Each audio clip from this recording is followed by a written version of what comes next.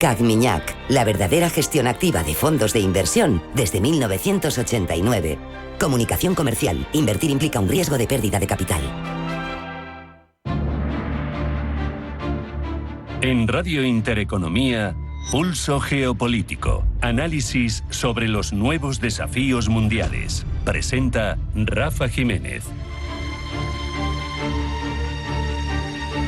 Bienvenidos a Pulso Geopolítico. La coincidencia temporal de las palabras de Ursula von der Leyen, el discurso del canciller alemán Friedrich Merz ante los suyos en Baviera y la lectura atenta, así como las declaraciones que nos deja Donald Trump en torno a la estrategia de seguridad nacional de Estados Unidos, no resultan de ninguna manera anecdóticas.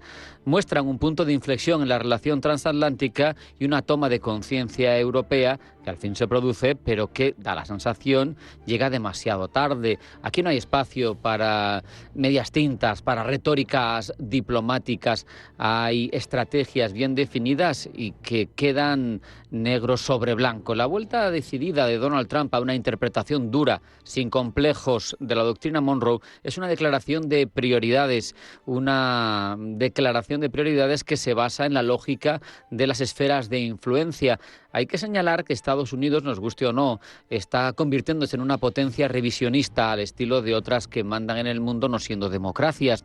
Es el caso de lo que está determinando la expansión militar de las acciones de la Armada estadounidense en el Caribe.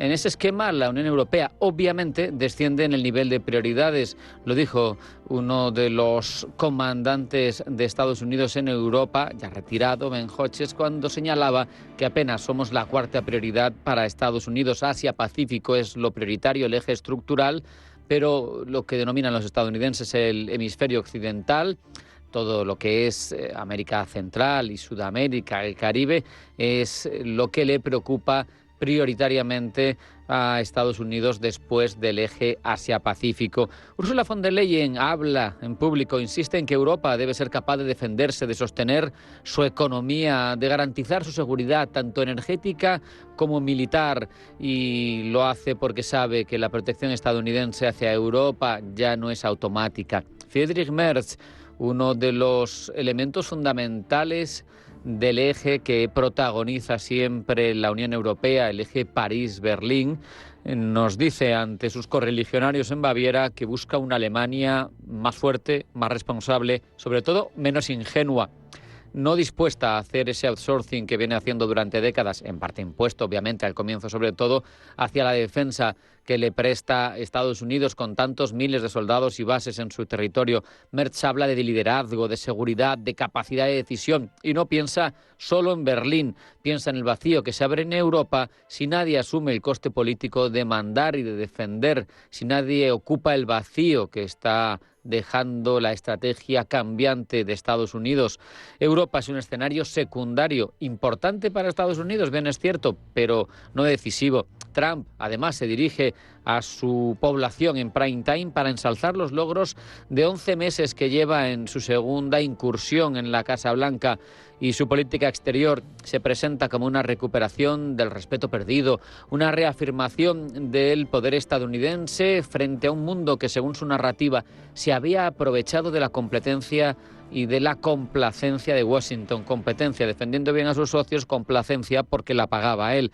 Es, en resumidas cuentas, nada hipócrita, es nada más que llevar a la esfera de lo práctico lo que prometía en campaña el Make America Great Again.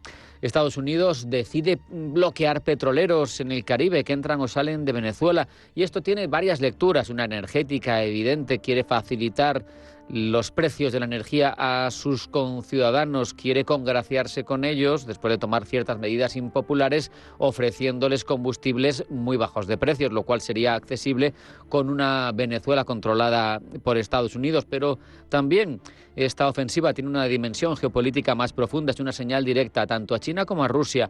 Este es nuestro ámbito de influencia, aquí mandamos nosotros, no toleramos injerencias, el patio trasero, doctrina Monroe.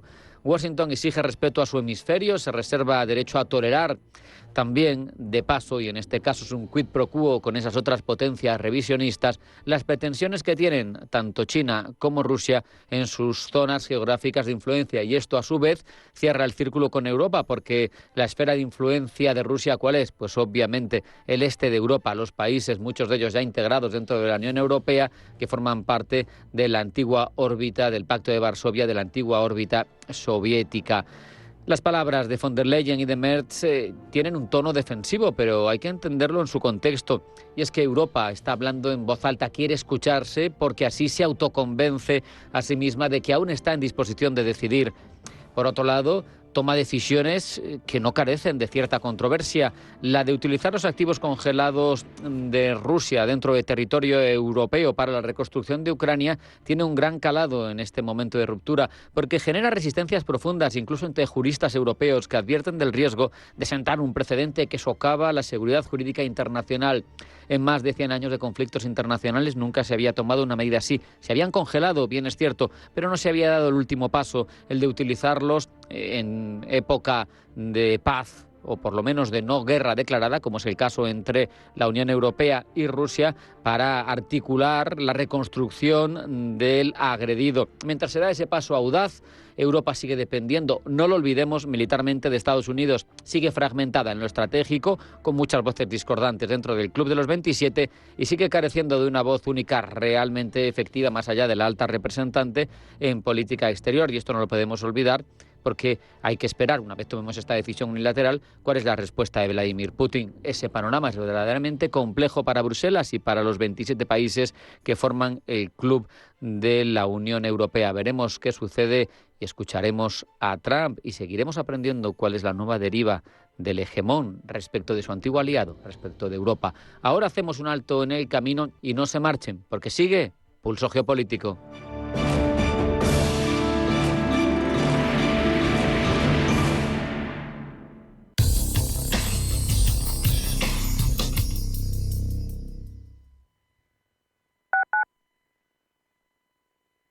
¿Conoces los bonos comercio de Boadilla del Monte? Hasta el 8 de enero consigue 10 euros de descuento por cada 30 euros de compra en más de 120 comercios, bares y restaurantes. Descarga hasta 3 bonos por persona en bonoscomercioboadilla.com. Una iniciativa del Ayuntamiento de Boadilla para impulsar el comercio local en Navidad. Bonos Comercio Boadilla. Ven, compra y ahorra. Atención inversor, únete al Club de Inversión de Grupos Eneas. Estamos especializados en la compra, reforma y venta de inmuebles y otros activos, ofreciendo rentabilidades muy atractivas. Coinvierte con nosotros. 91 639 0347. Grupos Eneas, tu aliado en la inversión. ¿Por qué ayudan los que ayudan? Trabajadores sociales, educadores, voluntarios, investigadores. A pesar de las dificultades, dedican su día a día a ayudar a los demás porque creen en la utopía de una sociedad más justa para todos. Porque lo imposible solo es un poco más difícil que las cosas difíciles. Fundación La Caixa. Creer para transformar. Hay sabores que nos devuelven a los momentos más felices. En el Relais de Paris celebra la vida con los clásicos de siempre, el auténtico sabor de los caracoles, un entrecot perfecto o la magia de nuestros postres. Un ambiente único para que vivas mon moment. Relais de Paris, el sabor de un momento perfecto. En Radio Intereconomía te acompañamos donde tú quieras. Sintonízanos en directo a través de la radio, nuestra web, aplicación móvil o canal de YouTube. Si lo prefieres, también puedes encontrarnos en diferido a través de iVoox, Apple Podcast, Spotify y todas las plataformas de podcast. La mejor información económica en cualquier momento y desde cualquier lugar. Radio Intereconomía, siempre contigo.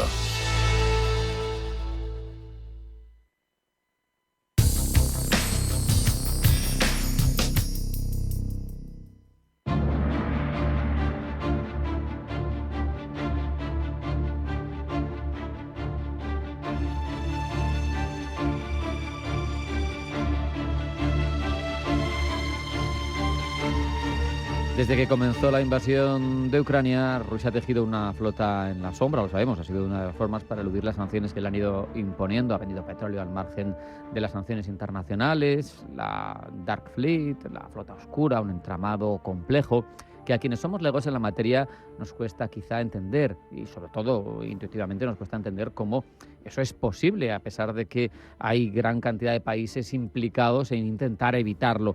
Por eso hemos decidido hablar con un experto para que se ponga algo de luz en este asunto. Nos acompaña Rafael Muñoz Abad, doctor en Marina Civil, codirector del Máster de Seguridad Marítima del Campus Internacional para la Seguridad y la Defensa CISDE. Rafael, bienvenido, buenas tardes. Hola, buenas tardes, ¿qué tal? Un placer tenerte con nosotros. Lo primero, vamos a empezar sin perder tiempo, que esto es complejo. ¿Qué es el fenómeno Dark Fleet? ¿Qué es la flota fantasma? Bueno, es una estructura, un entramado operativo, incluso un ente marítimo, ¿no?, que sirviéndose un poco de las lagunas del derecho internacional, facilita la exportación de hidrocarburos, principalmente petróleo y refinados, a un Estado que está sometido por las sanciones internacionales. Ese Estado, en el caso que nos ocupa, evidentemente, se trata de Rusia. Es una flota controlada, adquirida, ex profeso, para servir los intereses de ese Estado que está sancionado. No tiene por qué ser una flota de titularidad estatal, ya que puede operar al servicio de muy diversas formas. Es decir, es una definición un poco general porque hay muchos detalles que podríamos tratar. En este caso, ese concepto viene unido, cuando lo escuchamos en cualquier medio, a Rusia. ¿Qué tiene que ver con Rusia? Bueno, pues Rusia es un gran exportador de petróleo y evidentemente necesita del transporte marítimo para sacar su crudo y sus refinados. Al igual que ocurrió con Venezuela o con Irán, porque la Dark Fleet, la gente tiene que entender que no es algo nuevo, es decir, que no es algo que haya nacido, una burbuja marítima ahí que se ha generado a raíz de la invasión de Ucrania y de las sanciones impuestas a Rusia. No, la Dark Fleet ya existía como la peor cepa del transporte marítimo.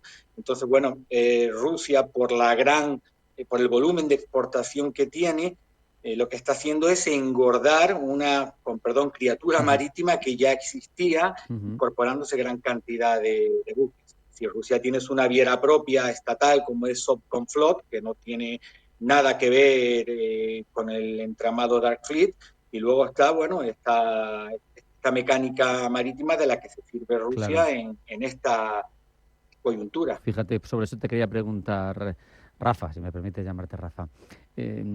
Considerando las sanciones de la Unión Europea, que vamos por la ronda 19ª, ¿ha evolucionado la operativa de Rusia desde que comenzaron esas sanciones en torno a la Dark Fleet? Me refiero, ¿ha ido perfeccionando su sistema? A ver, lo que la Dark Fleet ha ido aumentando. O sea, la Dark Fleet es una especie de cepa del transporte marítimo y lo que ha ido aumentando porque Rusia exporta y tiene demanda de crudo. ¿Cuántos buques hay? Bueno, podríamos decir que una cifra aceptable, incluso prudente, en torno al 1.000 petroleros. Eso viene a significar entre un 8 o un 10% de la flota mundial de buques tanques, tanto de refinados como de crudo. Claro, ¿cómo ha evolucionado el fenómeno? A mí me gusta siempre abordarlo de dos puntos, desde el punto de vista geográfico y desde el punto de vista de la captación de los buques. Desde el punto de vista geográfico, la inseguridad en el Mar Rojo, Bab al-Mandeb, Golfo de Adén ha hecho que los armadores, temerosos de perder sus flotas, hayan desviado el tráfico por el Cabo de Buena Esperanza. Claro. Eso ha colocado a Canarias, ha expuesto a Canarias totalmente al tráfico Dark Fleet, ya un poco menos, pero durante los últimos 10 meses de manera considerable. Ahora el tráfico está volviendo al Mar Rojo. Eso significa que la zona expuesta empieza a ser el estrecho de Gibraltar. Así que geográficamente, bueno, esa es un poco la concepción, pero la realmente importante, ¿no?, es, digamos, la formación de la flota, cómo se captan los buques, y la variación es que, bueno, que ha habido un aumento continuo de petroleros que ya estaban un poco condenados al desguace, porque buques de 20, 25 años, amortizados por sus armadores, que han tenido una segunda oportunidad de seguir navegando gracias a este entramado operativo, porque la Dark Fleet no solo son los buques, sino un marco administrativo, jurídico, en forma de países, de terceros países de abanderamiento, las peores banderas de conveniencia, sitios como Palau, Djibouti, Sao Tomé, Suazilandia, es decir, sitios un poco surrealistas que de repente tienen una administración marítima y dan marco a esta flota. Pero bueno, la realidad es que esos buques ya existían. De hecho, a mí siempre me gusta citar el Prestige como una precuela del fenómeno Dark Fleet en sí. No sé si te respondo con esto. Sí. Además, me abres otra puerta porque has hablado de petroleros viejos que cobran una segunda vida. Eso, lo primero que uno puede pensar, aún no conociendo el ámbito, es pues no cumplirán las medidas de seguridad o de respeto al medio ambiente que cumplen los más modernos, ¿no? Hay también una amenaza medioambiental porque exista y se acreciente esta Dark Fleet. A ver, la principal amenaza de la Dark Fleet evidentemente es medioambiental en forma de un accidente que acabe generando una marea negra, ¿no? Bueno, a mí cuando me preguntan qué tipo de buques compone la Dark Fleet, bueno, pues el origen es muy diverso. Hay que desterrar, la gente tiene que olvidarse de ese mito del Rusty Bucket o del petrolero viejo oxidado con 25 años de navegación. Yo he visto de todo. Lógicamente, lo que más llama la atención del gran público es ese buque sucio y oxidado, ¿no? Evidentemente hay una parte muy, muy representativa de esta flota, que son petroleros con 20, 25 años de servicio, buques que ya iban a ser desguazados en Bangladesh o Pakistán, pero bueno, que gracias a este fenómeno se han reincorporado o se han mantenido en navegación, ¿no? Son buques que, bueno, son auténticas bombas de relojería medioambientales, que una vez que pasan a formar parte del Dark Fleet, abandonan las aseguradoras de prestigio, abandonan las sociedades clasificadoras de prestigio, abandonan los P&I Club, lo que se conoce en el argot marítimo como Protection and Indemnity Club, es decir, clubes de protección que son los que van a responder en caso de que el buque genere un accidente. Una gran aseguradora. Pero también me he encontrado buques con número IMO 99, 98, 97, es decir, buques tanques que tienen 5 o 6 años. Es decir, a lo que es la Dark Fleet se van incorporando buques de manera temporal, porque un broker que representa los intereses de un armador le sale un flete para llevar 1 millón de barriles de crudo de Ust-Luga a India y, bueno, y si es una buena ganancia, lo hace.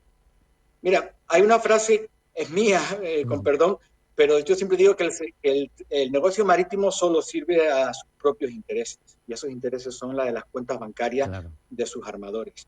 También podemos decir que Rusia está operando como una especie de armador global al controlar de manera indirecta tanto buque, con lo cual es un fenómeno que está bastante vivo y que tiene muchos puntos que tratar para dar una concepción global de él. Como por ejemplo, lo hablaba antes de desarrollar la entrevista contigo, porque yo de este ámbito no sé nada, obviamente, no hay solamente una flota oscura, hay una más dura, otra más blanda. Explícanoslo y cuéntanos algún ejemplo o algunas cifras de proporción, como tú veas. Sí, hablamos de Dark Fleet dura, que son los peores buques, este tipo de buques que sus armadores ya lo iban a desguazar, reciben una oferta por medio de una empresa pantalla diseñada ex profeso para esto, y a través de un broker se realiza una transacción. Claro, esto nos lleva a sitios incómodos, ¿no? Como puede ser Dubái o uno muy curioso, como es el Distrito Financiero de Londres, City of London, donde se firman gran cantidad de los contratos de traspasos de buque, de fletamento, es decir, el entorno Commonwealth sigue teniendo un gran peso en la esfera marítima. Claro, también el actor griego, ¿no? Grecia, miembro de la OTAN y de la Unión Europea, en la tradición máxima de sus armadores onassis, Grecia es un país de armadores. Bueno, pues las grandes navieras griegas, Minerva, Shipping, Nissos, el grupo Nissos, es decir, navieras reconocidas con unos estándares de calidad demostrados y en buenas sociedades clasificadoras, bueno, se están prestando al transporte del crudo ruso, es lo que llamo yo la conexión ortodoxa, ¿no? Entonces, bueno, los factores son muy amplios. Me parece que estabas también en posición de darnos proporciones. Por ejemplo, has hablado de que con la mayor paz en el Mar Rojo, Gibraltar volvía a cobrar, aquí al lado de España, volvía a cobrar importancia. ¿Cómo ¿Cómo se reparten estas flota oscura más dura y más blanda a su paso por Gibraltar? ¿Tienes cifras? A ver, Gibraltar es un actor marítimo, otra entidad marítima bastante interesante, ¿no? Gibraltar es un centro de negocio marítimo y de búnker. Búnker, para que los oyentes nos entiendan, es un término que hace referencia cuando un buque en tránsito hacia su destino final hace escala en un puerto para hacer combustible, para recibir un cambio de tripulación, bueno, una serie de gestiones que no le llevan más de 24 horas, a veces incluso menos. Ya se están viendo con regularidad, yo no tengo unas cifras exactas, pero sí hay bastantes fletes ya que proceden de puertos rusos, del Báltico, de Primorsk, de Ust-Luga, de Baltics, que hacen escala en Gibraltar, incluso en Algeciras. Son escalas totalmente legales, porque estos petroleros no tienen bandera rusa. Claro. La nacionalidad del buque la define la bandera o su puerto de registro, no el pasaporte de su armador o del manager que lo gestiona. Entonces estas escalas de búnker a mitad de camino empiezan a ser habituales de estos petroleros que se dirigen hacia Port Said, con lo cual se está abriendo de nuevo la ruta a través del Mar Rojo, que bueno, que la disminuye en 21 días por bordear el Cabo de Buena Esperanza.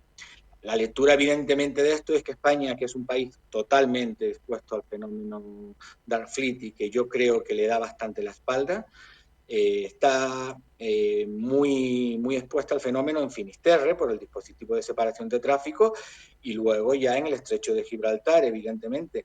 Con el detalle importante que se ha obviado, que la vía inferior del dispositivo de separación de tráfico de Gibraltar ya no la gestiona España, desgraciadamente, sino que la está gestionando Marruecos, y por ahí es por donde entran estos buques en condición de carga, es decir, cuando son medioambientalmente peligrosos. Hablabas de España. ¿Cómo nos afecta este fenómeno? Has dicho que en Canarias durante unos meses nos hemos visto afectados, en la cercanía de Gibraltar, si ahora empiezan a proliferar otra vez también. Has hablado de la Costa de la Muerte gallega por cuestiones obvias que todos conocemos, pero yo me pregunto, ¿está en la mano de nuestro país hacer algo para evitar los peligros de estos barcos? Porque no todo el mundo reacciona igual, ¿no? Hay ejemplos en socios nuestros que son más contundentes, otros menos. ¿Cómo lo harías tú o cómo lo ves tú? Sí, bueno, como lo haría yo. Yo soy un simple investigador de esta. Sí, pero seguro que conoces cómo funcionan y sabrías cómo evitarlo.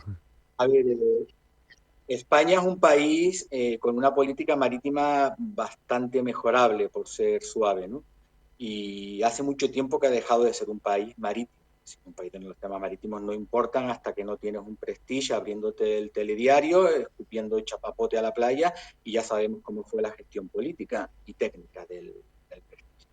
Entonces, España está totalmente expuesto al tráfico y España realiza una excelente gestión de monitorización del tráfico a través de los centros de control.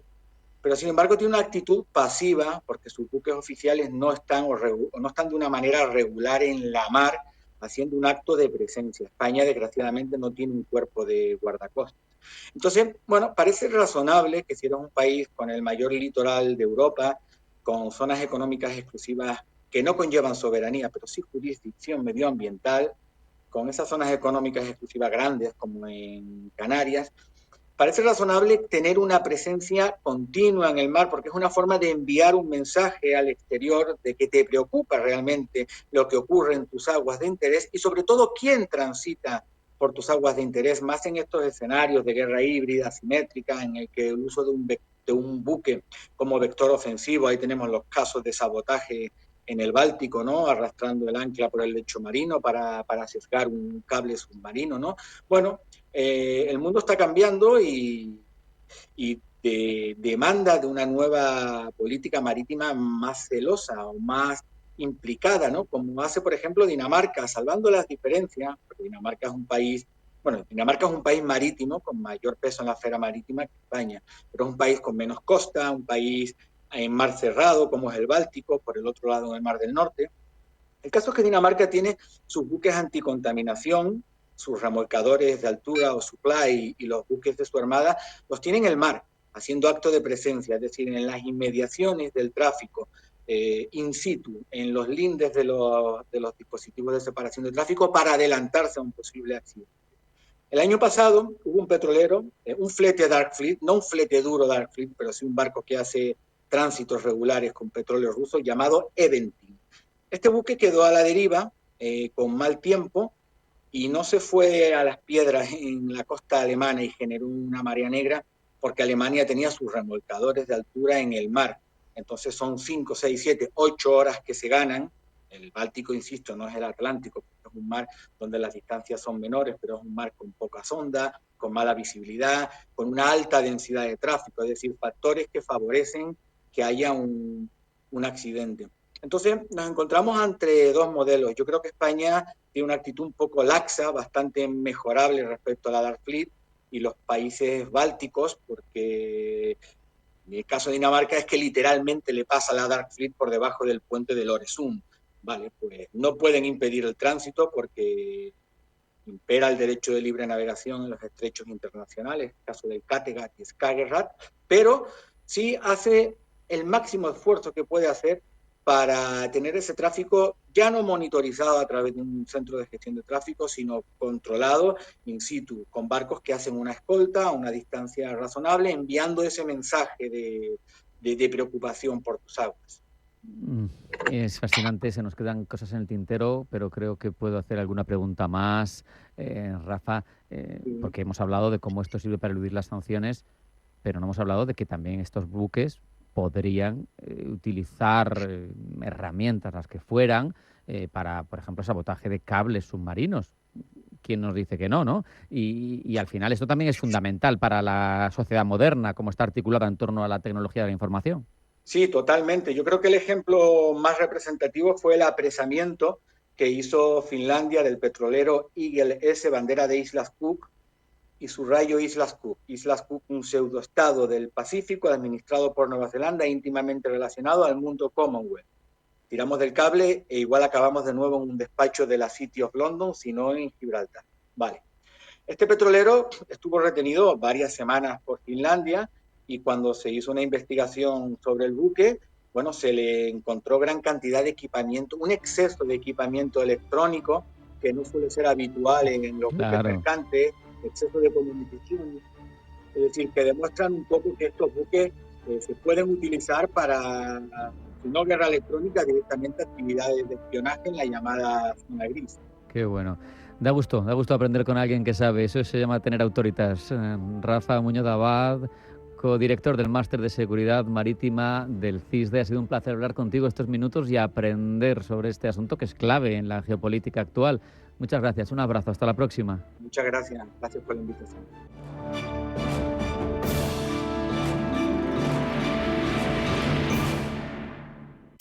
Anchoas Codesa, calidad, artesanía y dedicación definen nuestra serie limitada, elaborada con la mejor pesca del Cantábrico y hecha 100% en Cantabria. Garantizado. Encuéntralas en tu tienda especializada de confianza. Anchoas Codesa, maestros conserveros desde 1976. Anchoas Codesa, de la mar a la buena mesa. ¿Sabes qué significa TPV en Cajamar? Tranquilo, primero vende. Aprovecha la promoción sin coste los 6 primeros meses. ¿Y sabes qué más significa TPV en Cajamar? Tiempo para vender. Contrata ahora tu TPV y aprovecha estos 6 meses. Promoción válida hasta los 3.000 primeros TPVs manteniendo la tarifa plana de TPV durante 12 meses. Consulta condiciones en gcc.es/TPV. Cajamar. Distintos desde siempre. ¿Eres un profesional del sector sanitario? Llega Gaceta de Salud. La nueva revista especializada con lo último en actualidad, innovación, pacientes, regulación, laboratorios, especialidades, hospitales y mucho más. Suscríbete gratis en gacetadesalud.com y elige tu formato. Edición web con las últimas noticias, revista mensual con envío a domicilio o edición PDF en tu dirección de email. Con el respaldo de Editorial Ecoprensa, calidad y seriedad informativa garantizada. Gaceta de Salud, conectando ciencia, empresas y personas. Mercado de divisas, la actualidad del euro, el dólar, la libra y todo el mercado Forex. Un programa presentado por Alba Puerro. Elige tu propio camino en el mundo de la inversión. Mercado de divisas, los miércoles de 10 a 11 de la noche en Radio Intereconomía. Radio Intereconomía. la radio de los negocios para estar bien informado. Eres lo que escuchas.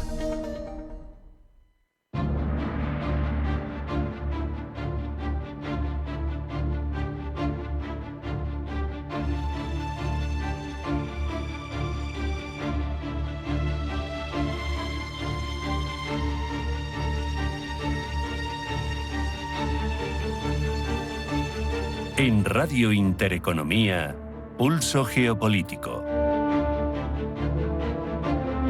Con la polémica por el uso de tecnología nuclear por parte de países como Irán, que ha llegado a justificar ataques contra sus instalaciones, la tenemos sobre la mesa, pero quizá no la entendemos. Es una tecnología muy concreta y queremos aprender mejor qué significan conceptos como enriquecer uranio, cuál es la diferencia entre su uso civil legítimo y su uso con fines militares, cómo se gestiona el delicado equilibrio que convierte todo esto en una herramienta de desarrollo para las sociedades o en un arma de destrucción masiva.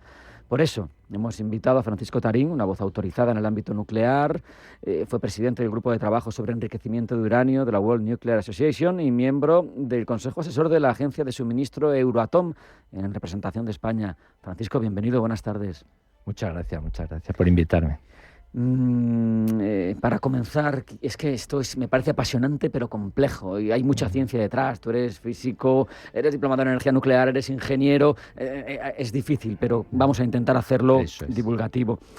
El enriquecimiento de uranio es un proceso complejo. Explícanos de forma accesible cómo funciona y en qué etapa un país como Irán digo porque es el que ha sido foco de las noticias, podría decidir desviar material para uso militar.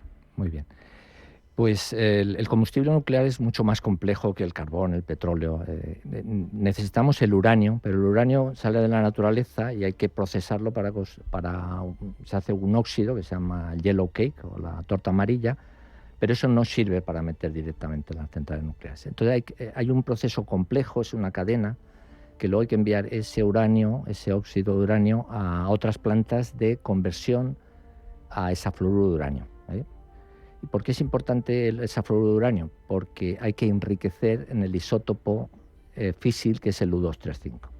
El 95% de las centrales nucleares del mundo necesitan uranio enriquecido en ese isótopo. O sea, no pueden funcionar con 0.7, o sea, menos del 1% de ese isótopo físil, ¿no? Entonces necesitamos subir ese isótopo U235 desde el 1 hasta menos del 5%. El 5% es un límite bastante establecido para todo el mundo en la aplicación pacífica, aplicación comercial, ¿vale? Entonces necesitas pasarlo a un gas, a UF6, y eso ya es más difícil, ya hay en pocos países, hay minas por todos los sitios, pero la conversión a UF6 ya se hace en pocos países. Luego hay que ese gas que tiene todavía el 1% de U235, hay que mandarlo a otras plantas, que son las de enriquecimiento.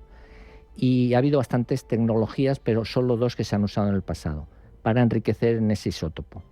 Y por eso necesitamos el UF6, que es un gas a una temperatura bastante razonable, ¿no? Entonces, hay que enriquecer ese UF6 natural y pasarlo a un UF6 enriquecido. ¿Enriquecido qué quiere decir? Pues lo normal en las plantas comerciales de uso pacífico que hay en América, en Rusia, en Francia y en otros 3 países europeos, incluyendo el Reino Unido. Entonces se utilizan, o la difusión que se utilizó en el pasado en Francia, y nosotros en USA, que yo trabajé en USA, era socio de Eurodif, pero la que ha sido más eficaz ha sido las centrifugadoras. Y ahora todas las plantas de enriquecimiento del mundo son de centrifugación, ¿vale? Sean centrifugadoras más chiquitas como las rusas o de 3 metros como las europeas, digamos, ¿no? Y entonces necesitamos enriquecer ese gas hasta ese límite, claro, ¿vale? Y luego ya hay que hacer otra vez, quitarle el flúor y hacer un óxido de uranio para hacer pastillitas y meterlas en tubito. Eso ya lo hacemos en España en juzgado, por ejemplo, ¿no? Y entonces hace el elemento combustible. Y eso es lo que va a la central nuclear. Pero necesitamos todo ese proceso. Un proceso complejo, lo hemos dicho, menos del 5%. ¿Menos del 5%? Para el uso civil, resulta que, por lo que se ve, para armas tiene que ser del 90%. Justo, este es el tema. Y que Irán, lo que se sabe o lo que se intuye o lo que se sospecha es que ha enriquecido al 60%. Y sí, yo, desde mi desconocimiento, digo... ¿Cómo han llegado a eso? No, ¿para qué? Digo, porque si el 90 es el que te vale, ¿para qué llegas al 60, que es 12 veces más del máximo del uso civil? Porque se ha saltado todas las restricciones que se le han puesto. Es decir... Esto es un proceso histórico bastante importante, que era los 5 países grandes nucleares, que son Rusia, China, Francia, el Reino Unido y Estados Unidos, tenían ya sus bombas y no querían que nadie más, y me parece bien, que nadie más hiciera un uso militar, ¿vale?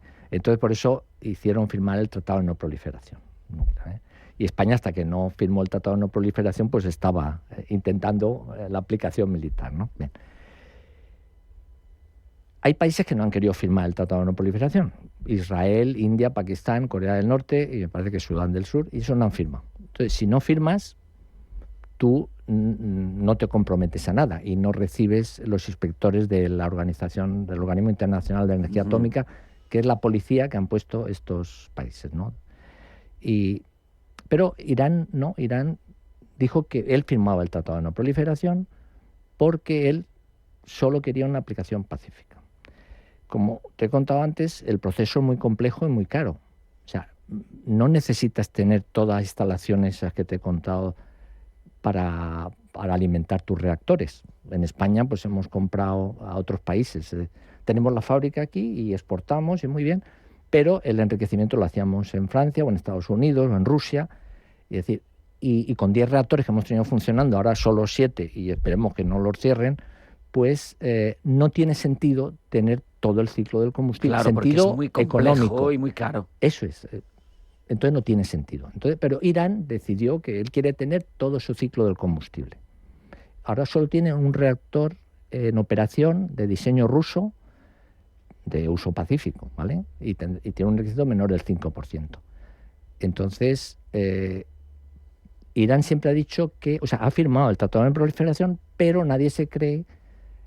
Ha estado jugando siempre al ratón y al gato con esto internacional. Es decir, él dice, no, yo quiero tener mis plantas de conversión de uranio a UF6, mis plantas de enriquecimiento, porque yo tengo una central nuclear que funciona, pacífica. Curiosamente, como es de diseño ruso, los rusos suelen dar todo el uranio enriquecido. No tienes que comprar el uranio en un lado, convertirlo en otro.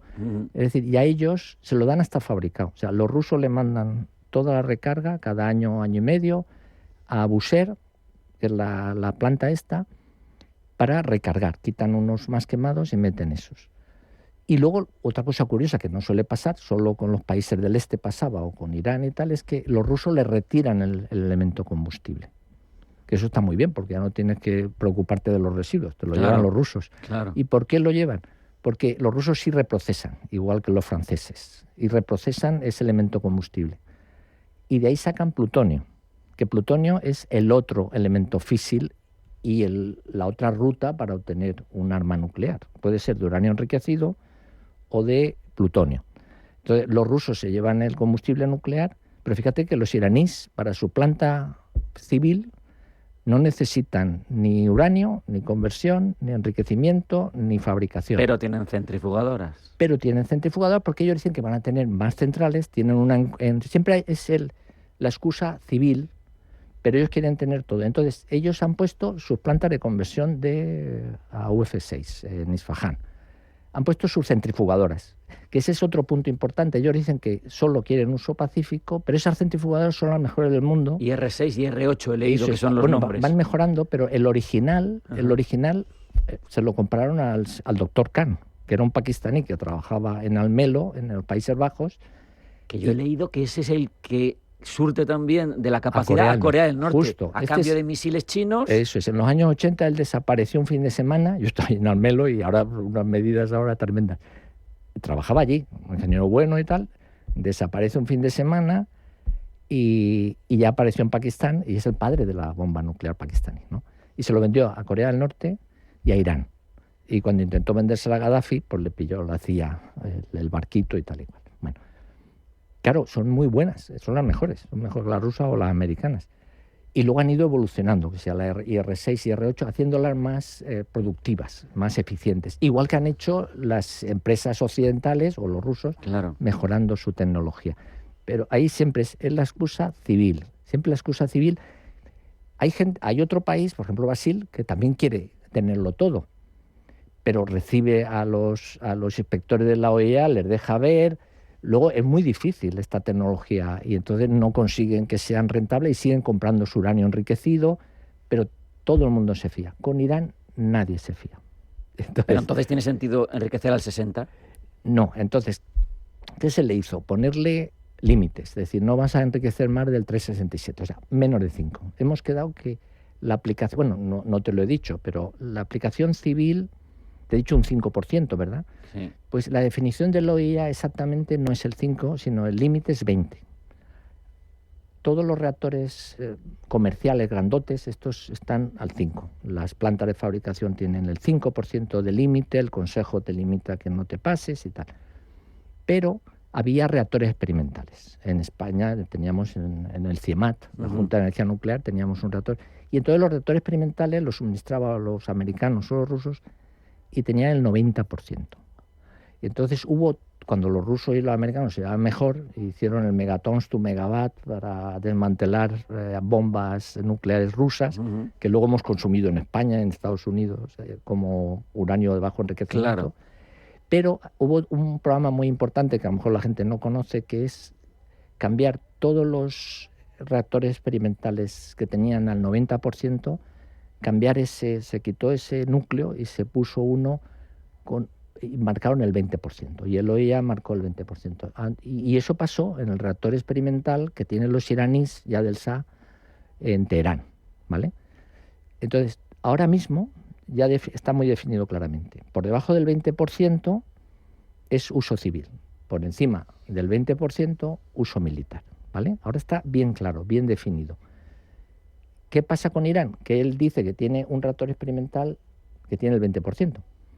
Pero ya se lo suministraron, tiene para muchos años y no tiene justificación.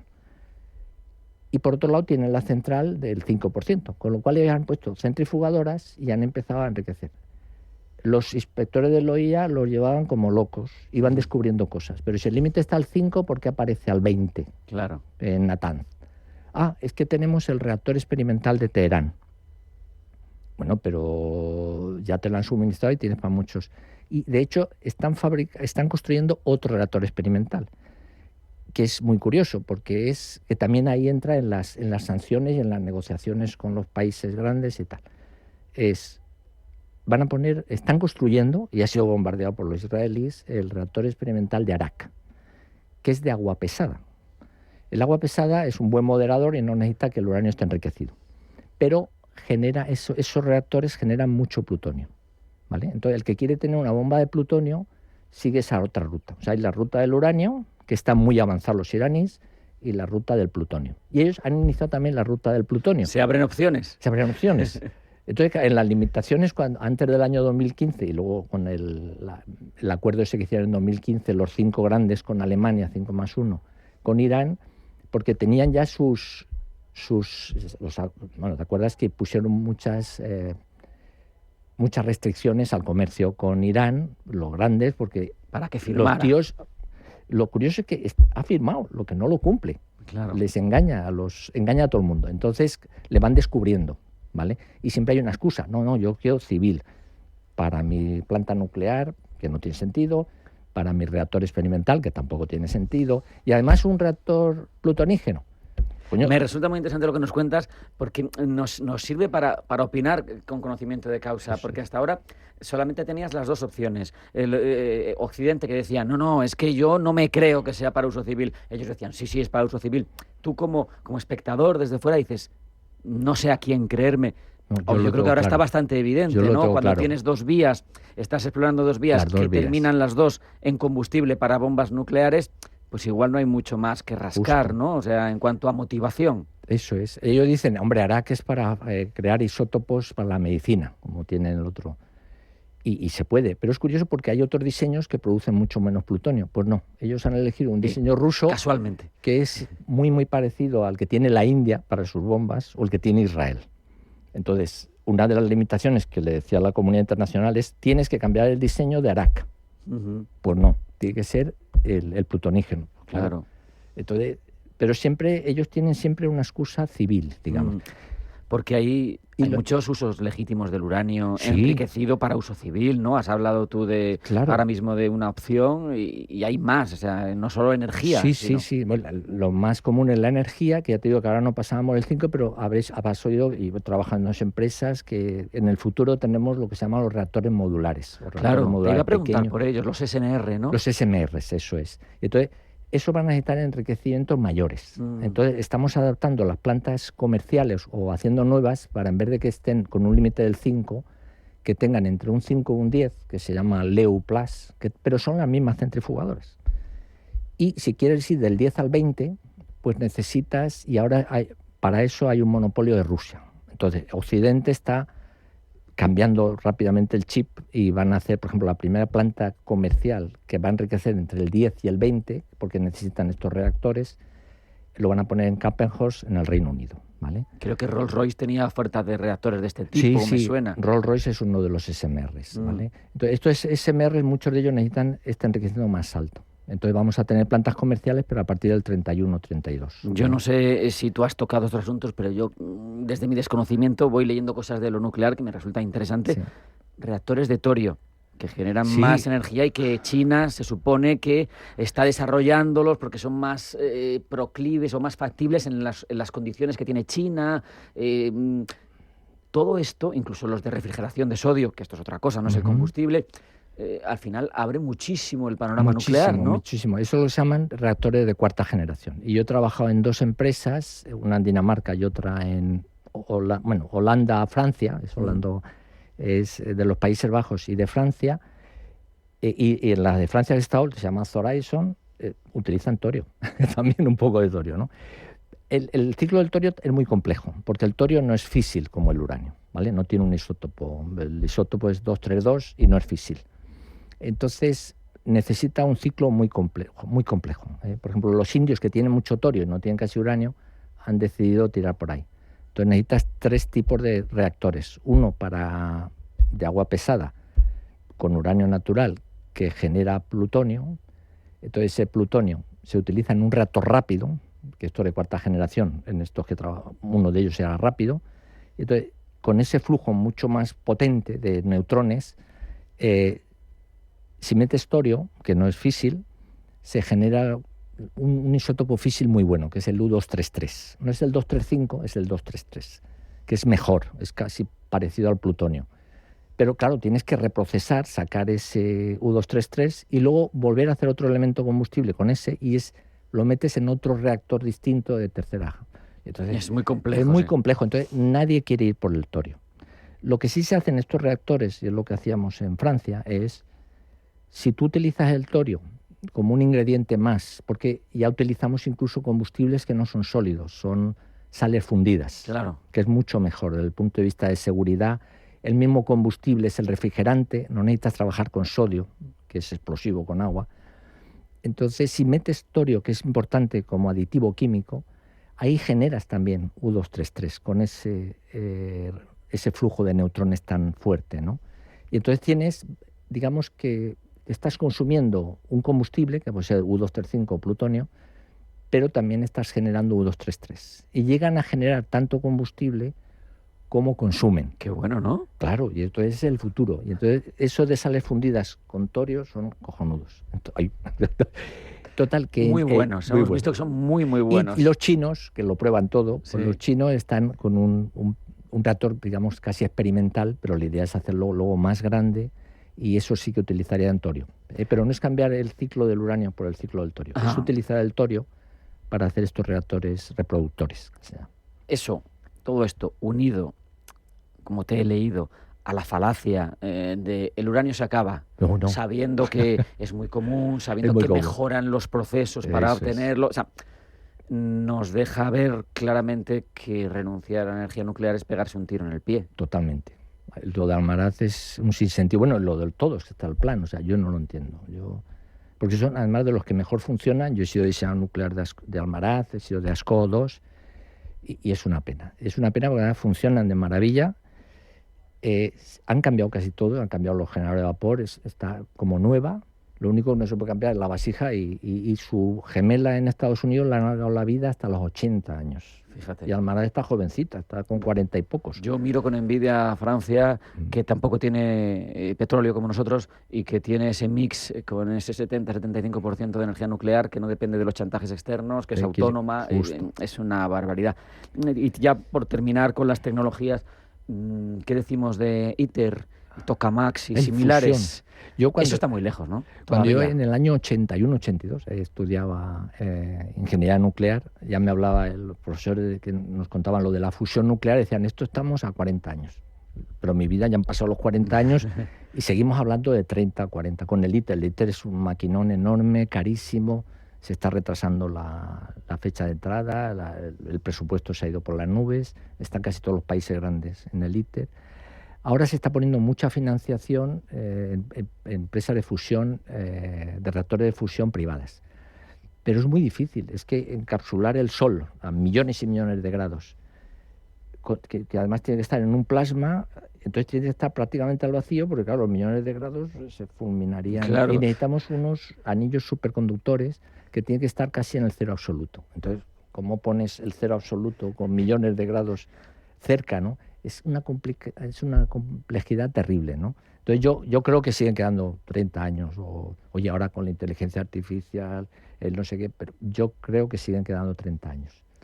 Y lo que no entiendo es cómo ponen mucho más dinero los inversores privados en fusión, porque queda más bonito, es que es más limpio. O igual porque piensan que el que golpea primero golpea dos veces y se lleva todo el premio. Nosotros los que hemos sufrido con startups de fisión, que la fisión sí que está más cerca y mucho más, en 5 o 10 años vamos a tener estos de Rolls Royce, que son más sencillos, o los de cuarta generación a lo mejor en 10 años, pero son más sencillos y cuesta más la financiación a estos que a los de fusión. Yo sigo sin entenderlo, pero oye, queda mucho más bonito. Tal.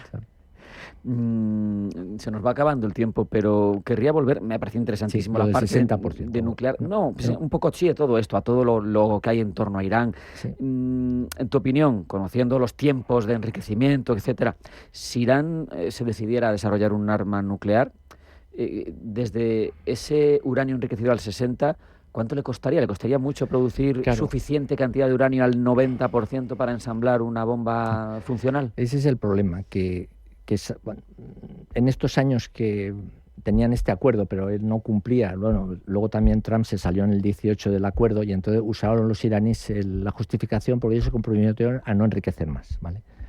Pero ellos empezaron a enriquecer otra vez, ¿vale? Y aunque estaban los inspectores les iban engañando y entonces consiguieron este stock, fíjate, se saltaron el límite del 5%. Y el 20% que ya se sabía y que tenía un stock al 20%, pues decían que era para el otro. Pero empezaron a enriquecer al 60%, en una planta que hay en Natanz, en la parte de arriba, ¿no? Pero luego, claro, los inspectores de la OIEA descubrieron que además tenían la planta de Fordow, que además de estar subterránea, como en Natanz también, tiene una superficial y una subterránea. La de Fordow encima está bajo unas montañas, con lo cual los israelíes no podían llegar a ninguna de las subterráneas, ya es a menos. Y pusieron un túnel enorme, como hay el de Canfranc en los Pirineos. Sí. Y allí lo curioso es que necesitan muchas menos centrifugadoras. O sea, cuando enriqueces necesitas mucho trabajo para subir al 5%. Es una cosa logarítmica. Pero luego necesitan muy poco trabajo para ir al 20% y casi nada para ir al 60%. Y de 60 a 90, que es la bomba, necesitas al 90%. Pero de 60 a 90 no se necesita nada. Es 20 UTS, cuando para ir a 5 necesitas 800. Más o menos, que es una idea del número de centrifugadoras y de trabajo que necesitas. Entonces, claro, cuando se le descubrió el stock de 60, dijeron, es que no es de uso militar, porque no tengo... Dice, ya, pero es que con muy pocas centrifugadoras, y en Fordow habían puesto 13 cascadas de centrifugadoras, si tú tienes este stock, que solo es de 400 kilos es muy, muy fácil de guardar. Miles de centrifugadoras es más difícil. Claro. Pero 400 kilos es lo que más le preocupa a la comunidad internacional, los 400 kilos que tienen al 60.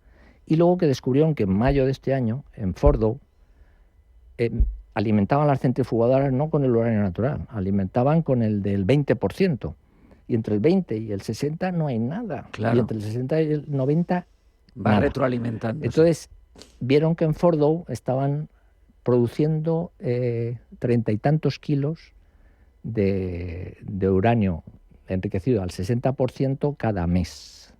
Y se necesitan 50 y tantos para la de Hiroshima. Es decir, que estaban, en 4 o 5 meses, llegaban a tener el material nuclear para producir entre 6 y 10 artefactos como el de Hiroshima.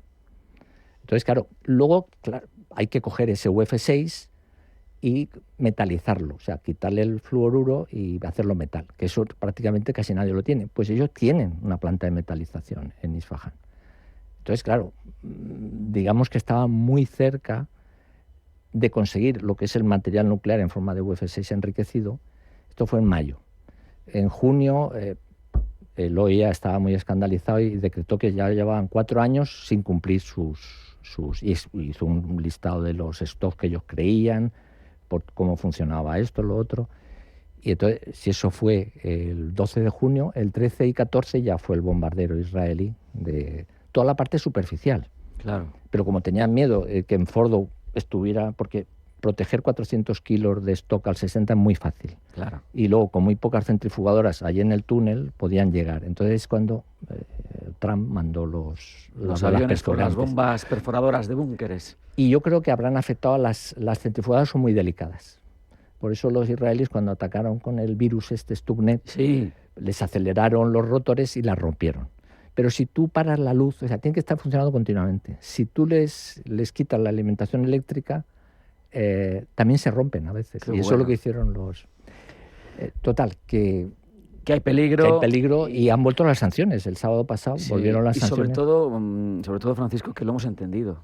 Porque de esto, contar los sucesos solo y las posturas de las partes te deja un poco huérfano, porque es un asunto tan tremendamente técnico y no me imaginaba que iba a ser tan evidente y tan comprensible pues el peligro entre el que estamos y tener elementos de juicio para saber en qué punto está cada uno.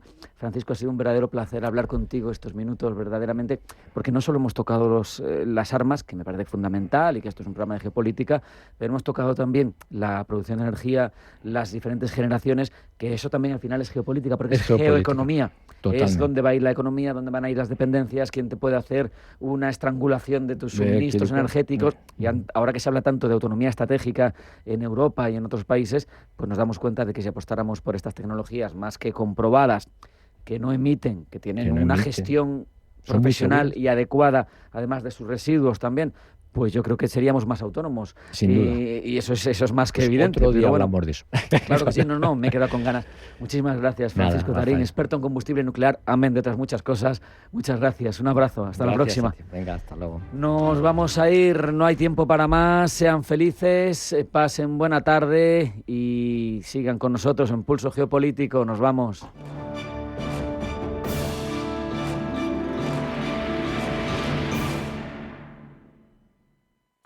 Cagmiñac le ha ofrecido Pulso Geopolítico. Cagmiñac, la verdadera gestión activa de fondos de inversión desde 1989.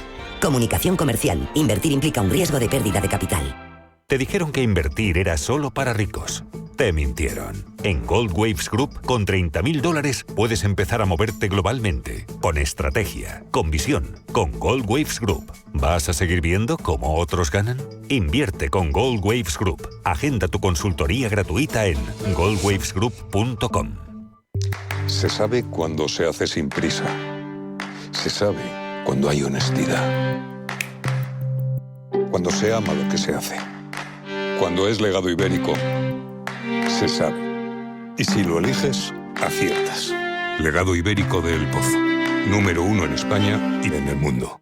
¿Te gustan los clásicos? Vuelve el café de Navidad de Fanático by Cafés La Mexicana, el auténtico. Un blend de cafés de especialidad tostado artesanalmente. Un café intenso y sorprendente con notas de miel y galleta creado para disfrutar en estas fiestas. Encuéntralo en tu tienda de La Mexicana o en lamexicana.es y recíbelo en casa en 24 horas.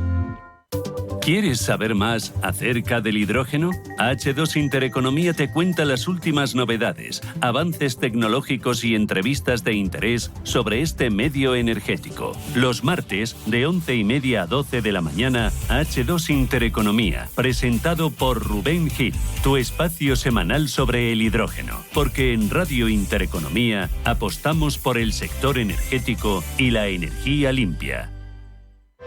Hola, soy Beatriz Catalán. Os deseo una muy entrañable Navidad, que paséis junto a vuestros seres queridos y sobre todo espero que empecemos ese nuevo año con mucha fuerza, con mucha vitalidad y os deseo todo lo mejor para este nuevo año. Un abrazo. Hola, soy Iciar Pernía. Desde Legal por Naturaleza queremos felicitar las fiestas navideñas a todos nuestros oyentes, que desde el otro lado nos dan la energía y motivación que necesitamos para hacer de este camino una experiencia maravillosa. Esperamos celebrar más Navidades juntos y por eso os mandamos nuestros mejores deseos para el nuevo año que ya está tocando nuestra puerta. ¡Feliz Navidad!